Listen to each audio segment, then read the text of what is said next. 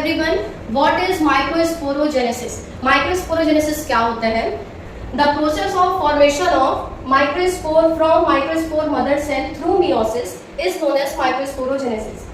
आप यहाँ पे देख सकते हैं कि माइक्रोस्पोर मदर सेल है जो कि मियोसिस के थ्रू हमें 4 माइक्रोस्पोर दे रहा है. सो इस प्रोसेस को हम कहते हैं माइक्रोस्पोरोजेनेसिस. रेंजिया, ये माइक्रोस्पोरेंजिया क्या करता है? इसके अंदर माइक्रोस्पोर मदर सेल्स रहते हैं. माइक्रोस्पोर मदर सेल जब मियोटिक डिवीजन के थ्रू, मियोसिस के थ्रू जब ये अपने आप को डिवाइड करते हैं तो एक सेल से 4 सेल फॉर्म करते हैं, आगे फर्दर डिवाइड करते हैं. जब ये अपने शेप और साइज को ग्रो करते हैं तो यहाँ से क्या होता है, ये जो वॉल है वो क्या होती है, रप्चर कर जाती है. देन फाइनली जब प्रेशर क्रिएट होता है from every sides, then that pollen is released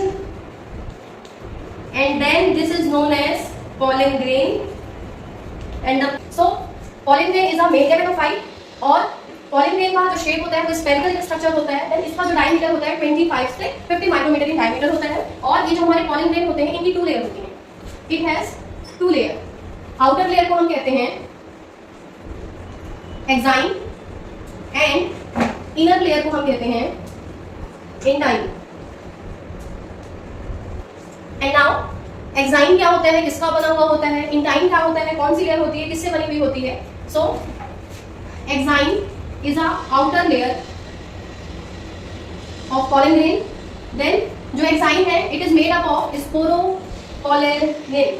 इसको आप हाई स्टार पॉइंट लगा सकते हैं क्योंकि ये कई बार क्वेश्चन पूछा गया है कि एक्साइन किससे मिलके बना हुआ होता है, इसकी प्रॉपर्टी क्या होती है, किसका बना हुआ होता है? स्पोरोपोलेनिन का बना हुआ होता है. और स्पोरोपोलेनिन की खासियत क्या होती है कि it can withstand with high temperature and no enzyme can degrade the sporopollenin. And ये जो एंजाइम होता है ये होता है डिसकंटीन्यूअस लेयर. इसकी जो लेयर होती है डिसकंटीन्यूअस होती है.